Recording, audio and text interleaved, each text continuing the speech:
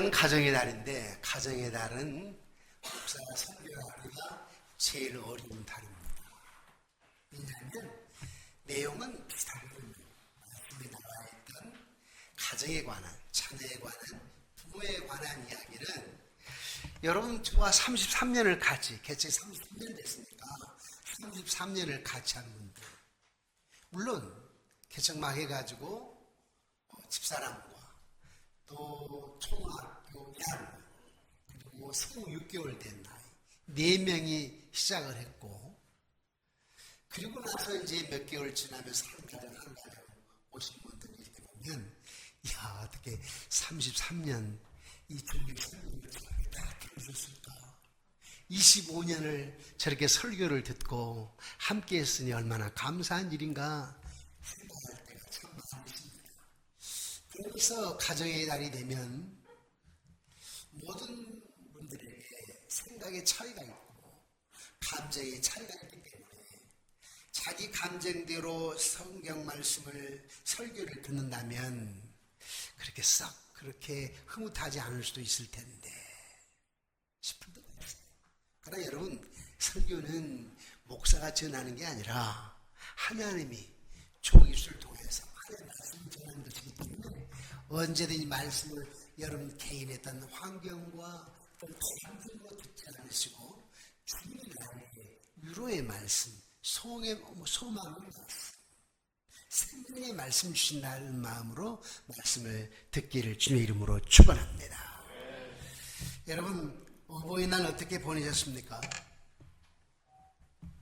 어떤 분들은 부모님과 함께 꽃을 달아드리고 식사를 함께 하셨을 것이고, 어떤 분은 마음이 복잡한 그런 날이었을 것입니다. 저도 이제 4분의 부모님, 양가 부모님이 그렇지 않기 때문에 그림만 깊어질 뿐이죠. 어버이날 되면. 또 어떤 경우에는 내가 일찍 아버님, 어머님이 세상을 떠나실 때, 아니면 2분 중에 1분이 일찍 세상을 떠나실 때, 그러면서 내가 사춘기를 겪었다면 그 상처라고 하는 것은 참 말할 수가 없죠. 그런데 어버이날이 되게 되면 그 관계 속에서 풀리지 않는 상처나 갈등이 남아서 아버지, 어머니라고 하는 단어가 마음 한쪽에 아픔이 되는, 시리오는 경우가 없지 않을 거예요. 우리는 모두는 완전하지 않는 가정에 살아갑니다. 부모님이 완전하지 않을 수도 있고 내가 완전하지도 않을 수가 있고, 우리 부모님이 오랫동안 사신 경우가 아닌 경우도 있고 또 오랫동안 사신 경우도 없잖아요. 그런데 우리가 사랑한다고 하면서 가정에서 상처를 주는 경우도 많고, 어쩌면 가까운 관계일수록 더 깊은 아픔을 남기도 하잖아요. 한 10여 년 전이었습니까? 할머니, 할아버지가 TV에 나와가지고 뭐 맞추는 거 하잖아요. 그래서 아나운서가 시켰어요. 할아버지에게 카드를 딱 들고 있으라고. 뒷면을 바라보고. 그래서 할아버지가 물어본 할머니에게, 당신과 나 사이를 뭐라고 하지요? 부부인데, 부부관계라고 하는데, 할머니는 뭐라고? 원수라고. 아니, 진짜로 부자라고 했더니 평생 원수? 가장 가까이 살면서 가장 사랑하게 될 사람이 원수.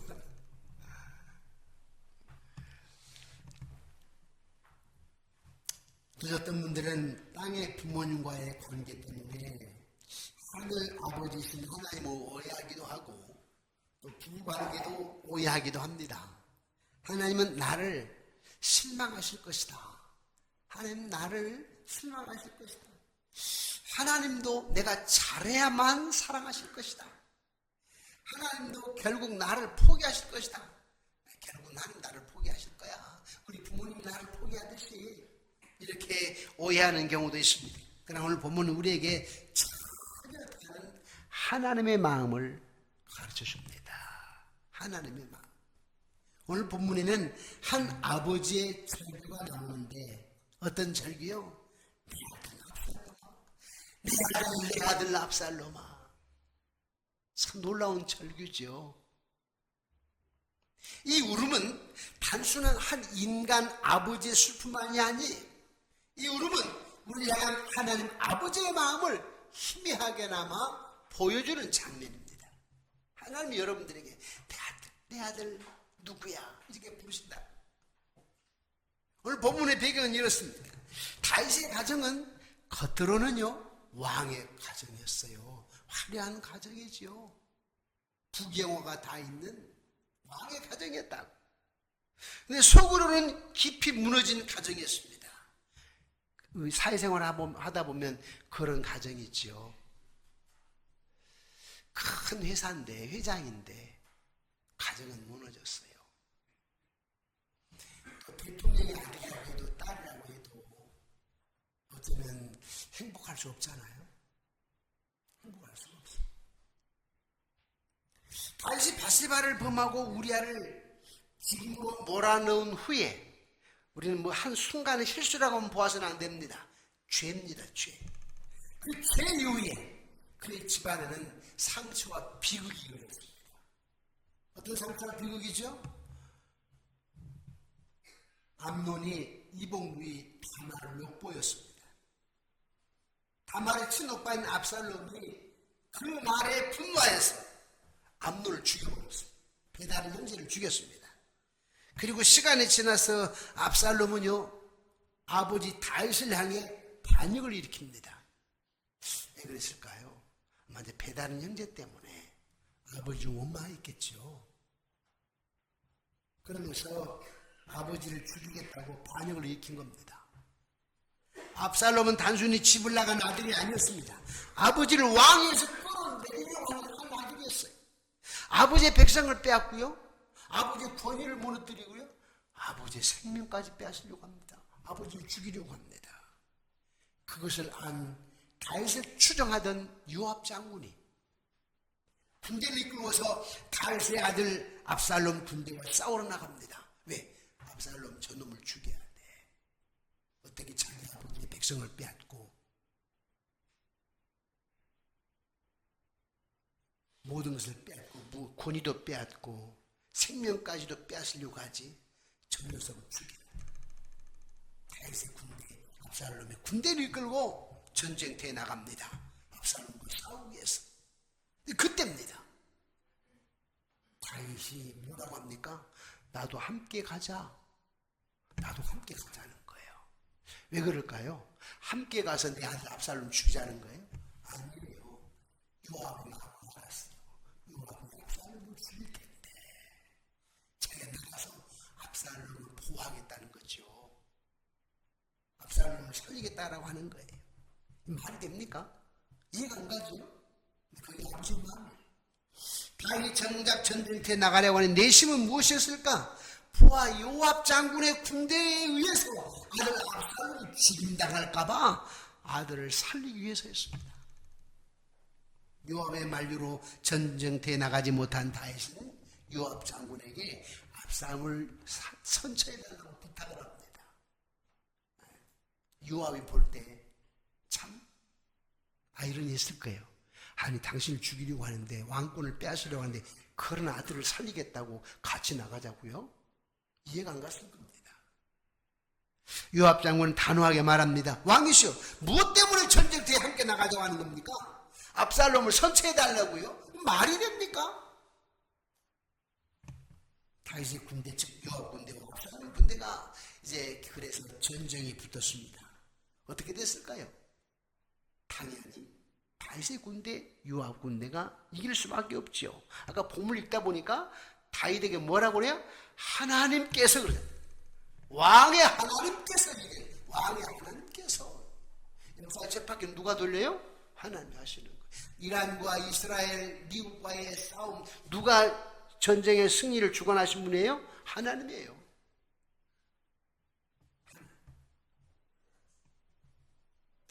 어디가 이길 것 같아요, 여러분? 이란과 이스라엘의 전쟁에서 어디가 이길 것 같아요?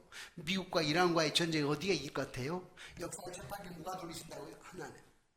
어떤 사람에게? 하나님을 경외하는 사람에게. 이란은 무슬림입니다. 이슬람교, 무슬림, 하나님 없습니다. 이란은요, 세계에 있는 기독교인들을 다 죽이는 것이 목표입니다. 제가 몇 년 전에 우리 교단에 이슬람 대책위원장을 했는데요. 이슬람 대책위원장을 하다 보니까 어떤 분들이 이렇게 얘기를 해요. 목사님, 테러 당할까 조심하십시오. 테러 당할까 조심하라는 거예요.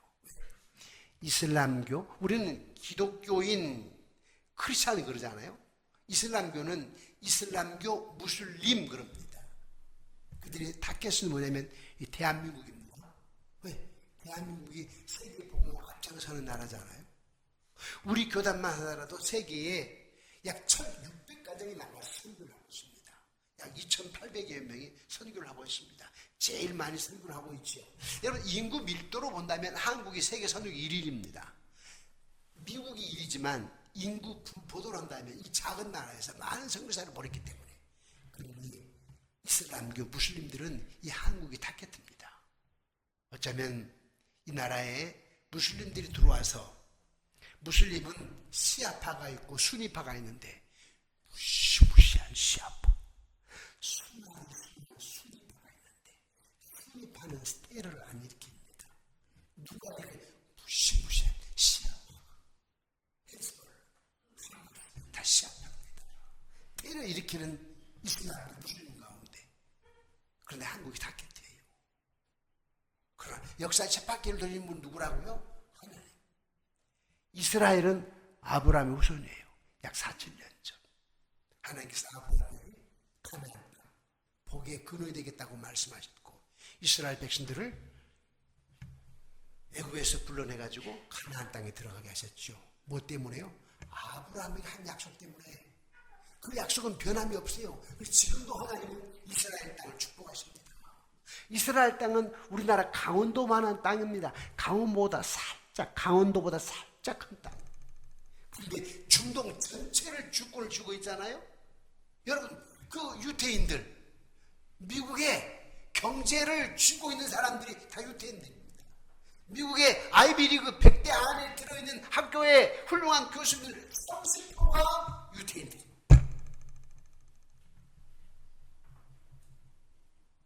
노벨상의 30%가 바이오테입니다.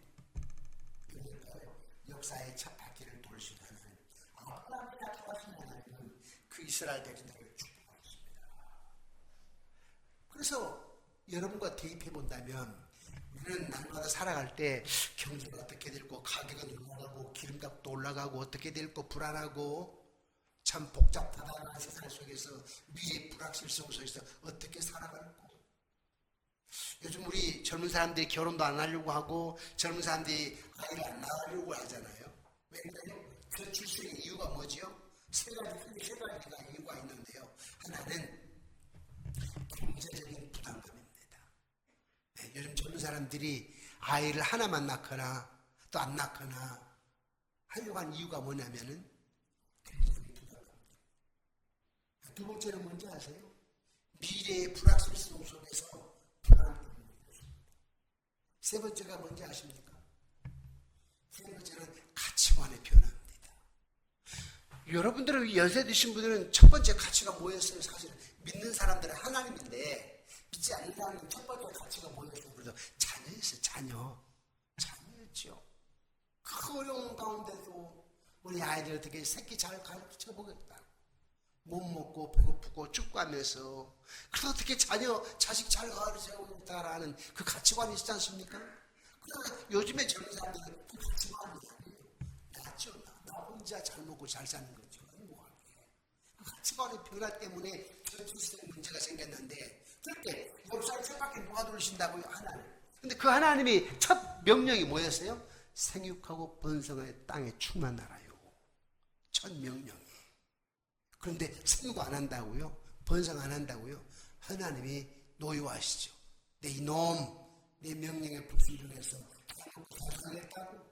너희는 먼저 그의 나라와 그 의를 구하라. 그리하면 이 모든 것을 너에게 더하시리라. 그랬는데 너희들 멋대로 산다고? 오늘 이 본문에는 하나님 아버지의 마음을 우리에게 가르쳐 주는데, 전쟁의 결과는 다윗의 군대, 요압의 군대가 승리했습니다. 압살롬은 어떻게 됐을까요? 뻔한 거 아니에요? 죽었지 뭐. 요압 장군은 다윗의 부탁을 알면서도 작은 창 3개를 가지고 압살롬의 심장을 찔렀습니다.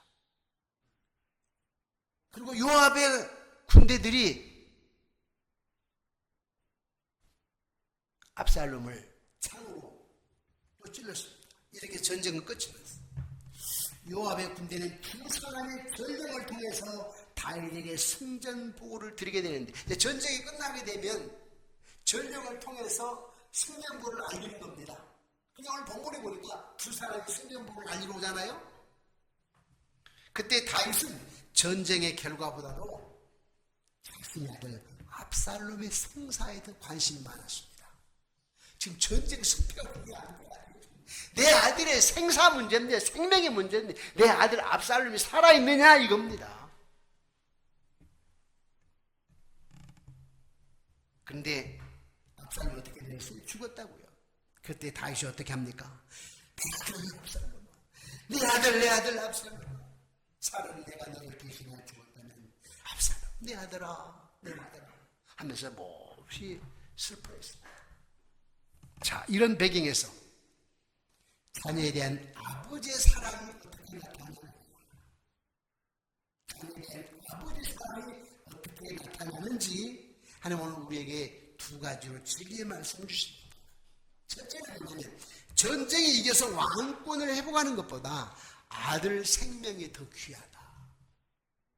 다시 말하면 여러분들이 잘 되는 것보다, 부귀영화를 누리는 것보다 더 지혜적인 것은 여러분 생명, 믿음 안에 지혜가 되는 거, 영원한 생명, 천국 가는 겁니다. 천국 가는 거. 제가 이제 어버이 주일이 되면, 저는 이제 4분 다 소천하셨으니까 이제 딸 사이가 이제 오고 같이 식사를 하고 합니다만은, 부모님이 계시지 않는 상태에서 그리워지더라고요. 그리고 우리 어머님이 나를, 우리 아버지가 나를 어떻게 키웠지, 어떻게 사랑하셨지.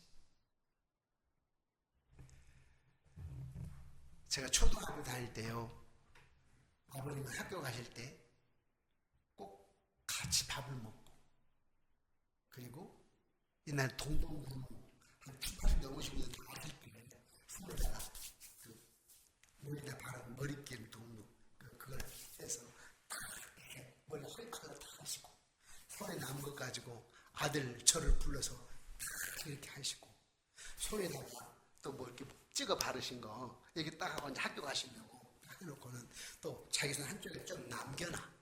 그래가지고 아들을 불러서 이렇게 딱 하고 가자 해가지고 학교 같이 가고, 또 그때 이제 전쟁 후 바로 몇 년 뒤였으니까 어려우니까 미군들이 주는 옥수수 빵 있지요. 우리 아랫집에 누나가 있는데, 제가 뭐 2, 3학년 때 누나가 이제 5학년, 6학년이란 말이에요. 그럼 학교에서 5학년, 6학년 누나들이 빵을 찌지요. 그래서 이제 학생들 나눠주죠. 선생님들은 도시락 먹고 나면 선생님 도시락에다 좀 넣어놔요. 그럼 저는 집에서 또 먹기도 하고 하는데, 아랫집에 누나니까 하나 더 주기도 하더라고. 그렇게 했는데, 야, 그러면서 그 아버지의 사랑, 지금 안 계시지만 그리워지게 되고, 어머니가 혼내키면 저는 참, 시골 집인데요, 바로 옆에가 대나무밭, 담양하면 대밭이죠. 죽제품. 제가 어렸을 때 초등학교 5학년 때까지는 담양에서 살았어요. 바로 집 옆에가 대나무밭. 어머니가 뭐라 하게 되면요, 도망쳐가지고 대나무로 올라가 버려요. 이제 어머니가 회초리로 종아리를 때리시거든. 그러니까 대나무를. 야, 그렇게 나를 키우셨는데 지금은 다 천국에 계시니까. 그러면 생각해 보니까, 만약에 내가 아버지의 원대로, 아버지의 나를 향한 비전 목적대로 내가 컸다면 예수 믿었을까? 안 믿었을 것 같아요. 대학을 실패를 하고 아버지의 원대로, 아버지의 원은 최고의 어떤 직이 아니겠습니까? 그런데 그 그러지 않고 실패를 2번이나 거듭하고 그 계기로 내가 예수 믿었으니까 얼마나 감사할까. 결국은 하나님은 나에게 주는 이 가치 기준이라고 하는 것이 세상 가치 기준이 아니고 뭐예요? 믿음이었습니다. 영원한 생명. 영원한 생명. 여러분도 역시 마찬가지입니다. 자, 여러분들에게는 자녀들이 있으실 텐데요. 제가 가정의 달 설교하기가 힘들단 말은 무슨 말이냐면 우리 하나님은 영원한 생명이 첫째인데 여러분 자녀를 키워보셨지만 우리 부모님들의 첫째 목표는 뭐였어요? 그걸 잘 되는 거 아니에요? 좋은 환경에서 잘 가르쳐가지고 명문대 가기를 원하고 또 연봉이 높기를 원하고 승진하기를 원하고 건강하기를 원하고 행복하게 그대로 세상적인 가치로 잘 살기를 원하는 것인데 하나님은 그게 아니에요. 하나님은 영원한 생명이 있느냐 없느냐 거기에 첫째 기준을 둡니다. 그런지 여러분들 지금 여기에 예배당에 앉아 계시지만 여러분 자녀 가운데 믿지 않는 자녀가 있을 거라고. 종종 우리 성도님들이 우리 아들이 어느 대학을 들어갔다, 어느 직장에 들어갔다, 어떻게 잘 됐다라고 할 때 제가 박수를 이야 장로님 축하드립니다. 권사님 축하드립니다. 그렇게 하지만 가슴 한편에는요 뭐 내 아쉬움이 있어요. 예수 믿어야 되는데 예수 믿는 것이 첫 번째인데 지금 잠깐이지만 2, 3년 아니면 10년에 성공할 수 있지만은 세상적으로 그러나 그 아들이 50, 60 가가지고 자기 삶의 행복을 누릴 수 있을까? 저는 종종 요즘 이런 걸 봅니다. 서울대 출신들이 서울대학을 졸업을 했는데도 그건 아버지의 꿈이었지. 내 적성하고 내가 행복할 수가 없어. 그래서 그만두고 지방대 가가지고 다른 학과를 가더라고요. 뭐 치위생과도 가고 또 원예과도 가기도 하고 자기 하고 싶은 거 하겠다는 거죠. 그러니까 부모의 뜻대로 해가지고 행복할 수 없다는 거죠. 마찬가지로 하나님의 뜻대로 살아야 너희는 먼저 그의 나라와 그 의를 구하라. 그러니 모든 것을 너희에게 다 하시라. 하나님 안에서 행복이 있고 하나님 안에 생명이 있다는 겁니다. 안 믿으십니까?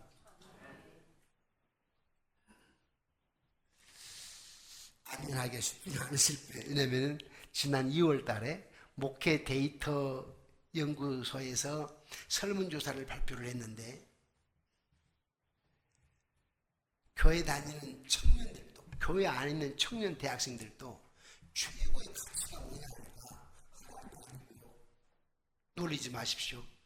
98% 교회 안 크리스찬 청년들이 뭐예요?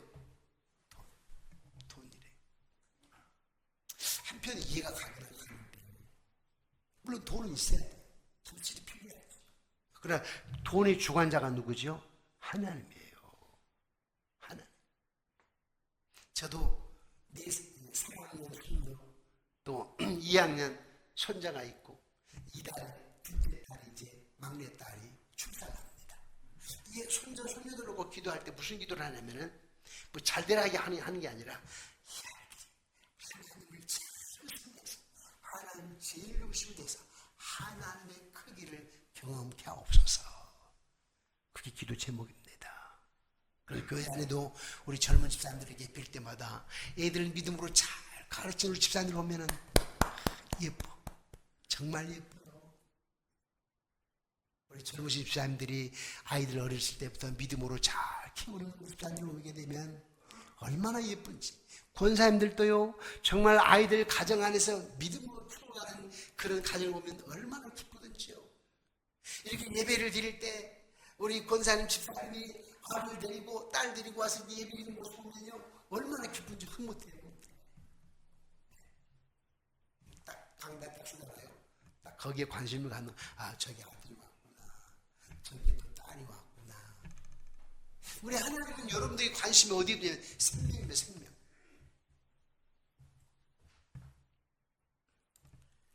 아무리 왕권을 진다 해도 자식을 잃어버린다면 무슨 소용이 있겠는가? 이 다윗에게 있어서 내가 아무리 출세를 하고 부를 축적했다 내 자녀가 하나님 없이 살아간다면 영적으로 죽는다면 아비에게 아들의 출세가 무슨 소용이 있겠는가? 부의 축적이 무슨 의미가 있겠는가? 그게 하나님의 마음입니다. 사랑하는 여러분, 성부 하나님은요 아들 예수님이 천상에서 왕권을 쥐는 것보다도 저와 여러분을 대신하여 죽고 저와 여러분을 살리는 것을 더 큰 기쁨으로 여겼습니다. 아버지에게는 아들의 생명이 더 중요했습니다. 우리 자녀가 공부를 잘하는 것도 참 중요합니다. 좋은 대학에 가는 것도 참 중요해요. 좋은 직장을 얻는 것도 참 중요합니다. 성공하고 인정받는 것도 참 중요합니다. 그러나 부모에게 가장 중요한 것은 자녀의 영혼입니다. 꼭 기억하십시오. 자녀의 영혼입니다. 자녀가 세상에 이기는 것 가운데 하나님을 잃어버린다면 그것이 정말 승리인가? 자녀가 많은 것을 얻었는데 믿음을 잃어버린다면 그것이 정말 행복일까? 다윗은 왕권보다 아들의 생명을 먼저 생각했습니다. 오늘 하나님께서는 우리에게도 물으십니다. 무엇을 가장 중요한 일이냐? 아들, 딸, 사위, 며느리, 손자, 손녀를 볼 때 당신은 너는 무엇을 가장 중요하게 여기느냐 하는 여러분 무슨 생명이다. 영원히 사는 생명. 두 번째로 다윗의 자녀에 대한 아버지의 사랑이 어떻게 나타나는가? 첫 번째는 생명 사는 것이라면 두 번째는 사랑입니다. 아버지의 사랑. 자녀는 아버지를 원수로 생각하여도 아버지는 자녀를 원수로 대할 수가 없다. 여러분, 제가 33년 동안 설교하면서 두 가지 얘기를 한 적이 있습니다. 아직도 잊지를 못합니다. 개척에서 한 12, 13년 됐을 때였어요. 신문에 보니까 서울대를 졸업을 하고 미국 가서 유학을 하고 유명한 대학에서 유학을 하고 성균관대 대학 교수로 일을 위해서 근무하는 인간적으로 말하면 한국에 들어왔습니다. 그때 서울대 동기들이 친구들이 기념으로 축하하는 설악산을 갔어요. 겨울에 설악산을 어떻게 됐어요? 사고로 다 죽었어요. 근데 금미환영해가지고 온 성균관대 교수로 내정된 친구 때문에 갔다가 본인도 죽고 다 죽었어요. 그게 큰 기사가 됐어요. 그때 목사로서 큰 깨달음을 얻었어요. 그때 제가 또 깨달았던 것은 목회를 하면서도요, 그때 속상할 때가 많았었거든요. 믿음들 정말 믿음으로 해야 될 텐데 믿음 있는 것 같지만 실제적으로 행동하고 말하는 거 보면 믿음 없는 소리를 하다 보면 목사가 마음이 상할 때가 많거든요. 많아요. 그럴 때 하나님, 저 솔직한 고백, 하나님 저 여기까지만 목회하면 안 돼요? 할 때가 있었거든요. 근데 그때였어요. 그때 저는 하나님 저 목회 그만두고 미국 가면 안 됩니까? 뉴욕 가도 LA 가도 과외는 있습니다. 과외. 인간적인 생각을 했다니까요. 저는 공대를 졸업해가지고 또 수학 교사 자격증 있는 사람이기 때문에 거기 가서 그런 생각을 했다니까. 근데 그 신문을 딱 보면서 이야, 나보고 어리석은 인간, 어리석은 사람아, 가장 중요한 것은 영원한 생명이다. 너는 생명을 살리는 하나님인데 그 사람 하나님을 소개해서 생명을 살리는 게 아니냐 다시 깨닫게 되었죠. 그 뒤였어요. 또 어떤 일이 있었습니까? 우리 집사님 한 분이요, 참 저에게는 가슴 아픈 일이 있어요. 잘 스포하는데 아무리 귀하게 잘 다녔었는데 생각이 좀 잘 되니까 좀 더 좋은 큰 집, 좋은 집으로 이사 간다고 평촌으로 가지고 또 평촌에서 이제 서울로 가게 되고 강남으로 가게 되고, 근데 나중에 들려오는 얘기는 그래도 서울대 연고대는 아니지만 그 다음 대학을 갔어요. 직접 저에게 연락이 오진 않았지만 성도들 통해서 제가 소식을 접하게 되었죠. 박수를 치고 잘했다. 근데 마음 한켠에는 찬바람이 나왔어요. 왜냐하면 신앙생활 안 한다고 하니까. 신앙생활을 안 한다고 하니까. 본인도 안 하고 이들도 안 하고 안 한다고 하니까 목사의 마음이 아파서 그리고 그 후였습니다. 이 아이가 대학을 다니다가 이제 휴학을 하고 군대를 갔어요. 군대를 갔는데 저 경상도에서 군용차가 군인들을 싣고 가다가 전복돼 가지고 몇 명이 죽었는데 그 속에 포함되어 있는 거야. 얼마나 마음이 아프던지. 그래서 제가 33년 동안 목회를 하면서 잊지 않는 사건들이 그런 사건이에요. 그 아이를 내가 잘 아는데 군대가 죽었다는 말. 하나님이 가장 우리에게 중요하게 여기는 영원한 생명이다. 믿음이라고 하는 것입니다. 또 아버지의 사랑이라고 하는 것입니다. 여러분, 한 몇 년 전이었죠. 엄마가 혼자 돼가지고 아들 하나를 잘 키웠어요. 명문대를 졸업을 했죠. 미국 가서 유학을 했죠. 아주 잘 나갔습니다. 그래서 이 아들이 돈 벌어서 엄마에게 용돈을 보냅니다. 결혼하기 전이었습니다. 엄마를 모시고 미국 갔었습니다. 다시 엄마를 모셔 드렸습니다. 나중에 미국에 살면서 결혼했습니다. 잘 나갔습니다. 매달 생활비를 보내고 있는데 결혼하고 나더니 연락도 좀 뜸해지고 용돈도 좀 보내면서 전 같지 않고 10년이 지나면서 소식을 끊어버렸어요. 소식을. 이해할 수 없는 일이에요. 10년 혼자 살다가 아들을 기다리고 소식을 기다리다가 너무너무 힘들어서 자살을 했어요. 한강에. 그래서 그 시체를 발견하게 됐는데 이 할머니 시체인데 이 신상을 찾을 수가 없어요. 몇 살인지 어디서 쓰던 건지 자네들은 어떻게 찾을 수가 없어. 나중에 신문에 났는데 어떻게 됐냐니까 아들 신문을 감추려고 아마 여러분 중에 아마 다 들으셨어요. 아들 신문을 감추어서 아들에게 어른당하지 않게 알게 하려고 집에 있는 자기 신문을 가면 모든 걸 다 불태워버렸어요. 사진이고 자기 주민등록증이고 아들에 관한 무슨 글이고 주소고 다 불태워버리고 아들을 위해서. 그게 부모의 마음이에요. 아들을 위해서. 요압은 자기 자녀가 아니기 때문에 다윗의 간곡한 부탁이 있었지만 불효막심한 압살롬을 죽일 수가 없어서 창으로 찔러 죽였습니다. 그러나 아버지는 그럴 수 없는 것이었지.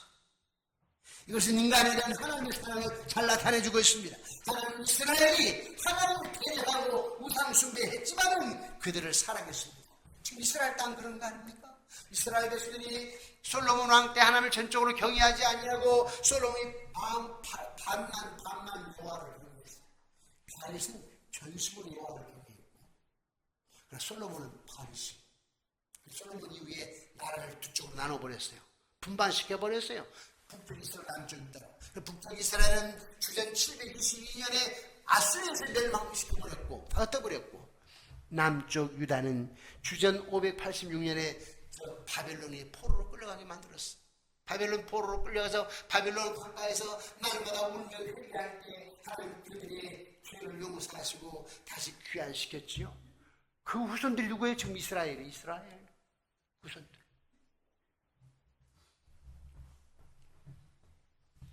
우상 숭배했지만 하나님께 반역을 했지만 하나님은 그 이스라엘을 용서하시고 지금 이스라엘 땅 뉴욕 월가를 경제권을 쥐고 흔드는 나라를 만들었어.